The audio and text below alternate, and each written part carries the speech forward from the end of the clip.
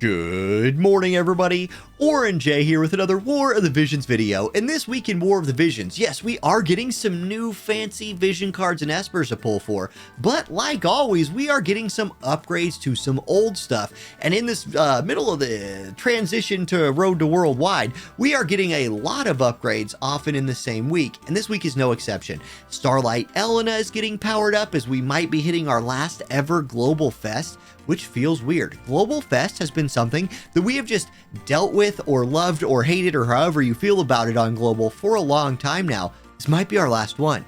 That hits me in the feels a little bit, you guys. That hits me in the feels a little bit. I'm not gonna lie, it shouldn't, and I hope we get hooked up for the last Global Fest is what I'm gonna say. But what I'm really trying to say is Starlight Elena is getting a buff, and her sword is getting a buff. But that's not all. Lots of stuff getting upgraded this week. Let's check it out, and we will start right there with Starlight Elena. So she is picking up her Master Ability 2, this thing right here.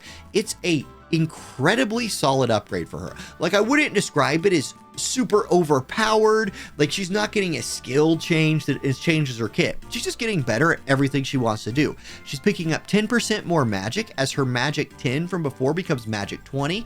Great, she'll do more damage now. She's getting 10 more evade. Well, that's nice and scary at the same time. And she's getting reaction block rate 30. So more evasion, more of her opponents not reacting to her attacks, and more damage. Like, just pick stats that you would have wanted on her more. Sure, maybe you'd be like, double her agility too. Well, you're crazy if you think that. She didn't need any more agility. She's just getting that magic, evasion, and reaction block rate. Really solid upgrade for our girl Elena. Now, Minwu is also getting upgraded. So her selection quest being added to, and remember, there's going to be the lightning / fire mind sphere quest you could do if you're trying to build out your Minwu or your Velne.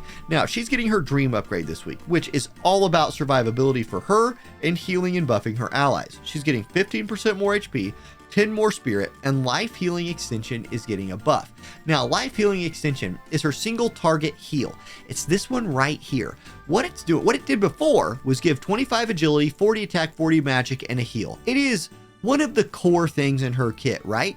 It does all of those things still, but now it will also give that ally 80 elemental chain resist for 3 turns. So essentially that ally is not going to be chainable down via getting element chain. Now, attack type chaining like slashing, piercing, missile, those will still hit. But like if you're fighting against a mono light team with mixed damage, those elemental chains they might be building on whoever just got this heal, not going to affect them much anymore. They will have 80% resistance to that. It's a really solid upgrade.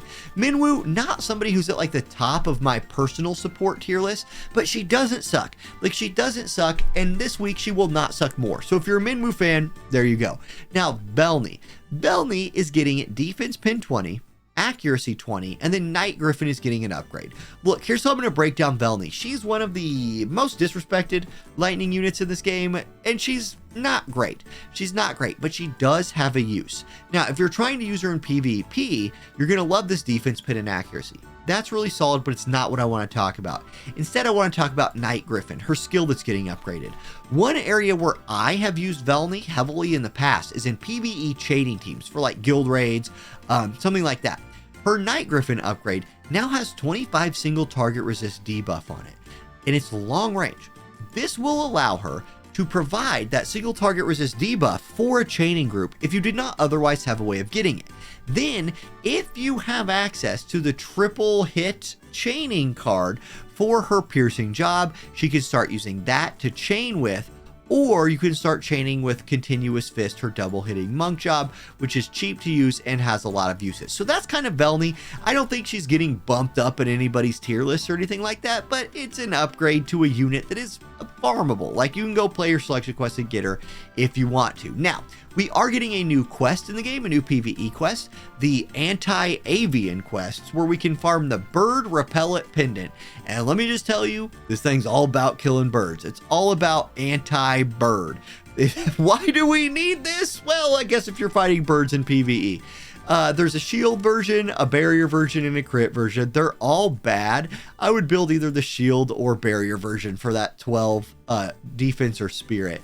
Then you get bird killer 30, which will help you chain down some birds in PvE. And then critically 20% bird resist. Now, if there was an OP unit in War of the Visions that was considered a bird, oh man, this piece of gear. Maybe someday that'll happen. Maybe someday we get like Bird Chan released, and if you don't have 3 avian pendants, you're never beating Bird Chan. So anyway, avian pendant coming out this week. It's farmable. Farm up a couple in case you ever are in a chaining group where you need to beat down some birds. Okay. Next up, Ice Ring. This is getting its own little spire and tower, and it's getting its +6. So if we look at the +6 upgrade right here, here's what we're getting. A little bit more attack, a little bit more magic, a little bit more HP, and then the buffs of wind resist and ice resist go up to, or the wind resist goes to 25, ice resist goes to 20, sleep and silence resist are also at 25, but they were already there anyway. Basically, look, here's the TLDR of this ring.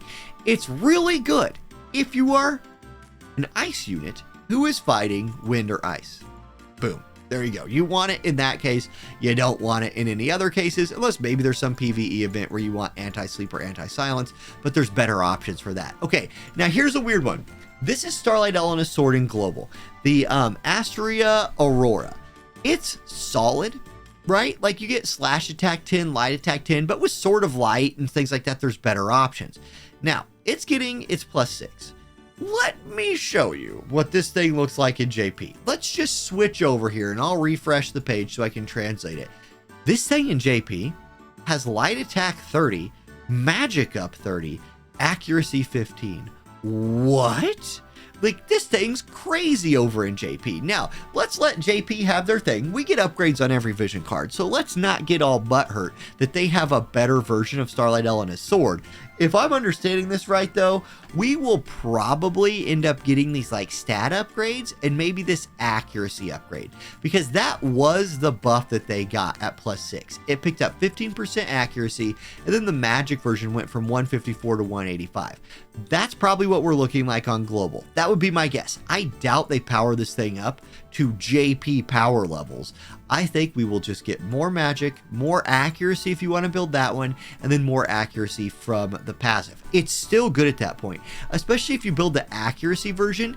You're at 148 magic with 20, I'm sorry, the accuracy version has 10 accuracy right here, 20 accuracy right here. You're at 129 magic, 20 accuracy plus 15, so a 35 accuracy sword. That's solid. That's solid. Makes Starlight Elena hit things a little better. Okay, other UR gear. We're having Raid Revival as well. Again, PVE week to the extreme. Power Sash. This is a Raid Revival piece of UR gear. Here's what the +6 looks like for this one. The defense version of this, which is the one you're pretty much going to build all the time, goes from 18 defense for 20 to 22, and then gets almost 200 more HP, from 472 to 661. Those are incredible stat lines on this piece of gear. It's a very effective piece of gear, but remember, it's only equipable by striking units. It also is going to get defense penetration 30 instead of defense pen 20. It gives you 25% HP for 3 turns, but don't sleep on, I mean, defense pen 30 on a piece of armor. Okay, I'm down for that. You put your strike attack on your glove, you put your defense pin on your armor, and then you go to town. I think this is a really solid piece of gear. I think if this HP was not for 3 turns, but instead just persisted, maybe it was at like 15%, but for the whole fight, this would be a top tier piece of gear.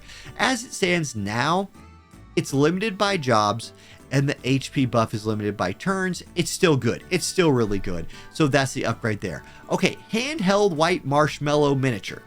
This upgrade's nice as well, specifically the accuracy version. So you build this thing at +6, you're getting 21 accuracy, and you're picking up 20 more accuracy. So you can see this thing has accuracy 20. Now it already had accuracy 20 at +5, but you will now have 20 accuracy and 50% resist to poison, paralyze, petrify, confusion, and sleep. In the past, one thing I've advised everyone in this game to do is note that at +0, at literal just level +0, just level this thing up a little bit, you get 25 resist to all status effects. By taking the +6 in this direction and doubling those resistances, it does give a reason to consider +6ing this thing if you really just don't want to get hit with any of poison, paralyze, petrify, confusion, or sleep. Otherwise, I think everybody should have a couple +0 of these in their bag, just in case you ever need that like pocket, I don't want to get petrified, right? It's useful to have that resist in your pocket. So a good thing to farm, even if you're not taking it to +6. And then the Azure Dragon Armor, another very limited piece of gear. This one to just spear users, but check out the buff right here. It's crazy good. First of all, it's picking up 8 single target resist. There is not a lot of gear in this game that gives single target resist. Here's 8 on a piece of armor. And not only is it 8 on a piece of armor, it's 8 on a piece of armor that has 798 HP and 22 defense.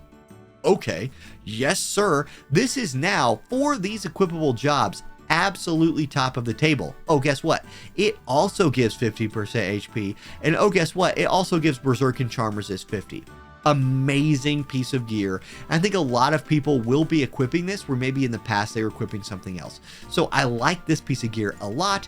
That single target resist, very modern day with HP, resistances, defense, and HP on this thing. I love it. So there you go. That's your new stuff, or I'm sorry, that's your upgrades to things coming this week. A lot of farming to do, so enjoy that, and hopefully this last Global Fest hooks it up in some meaningful way. All of our shops, and I will mention this because I'm going to be watching this straight away Wednesday morning.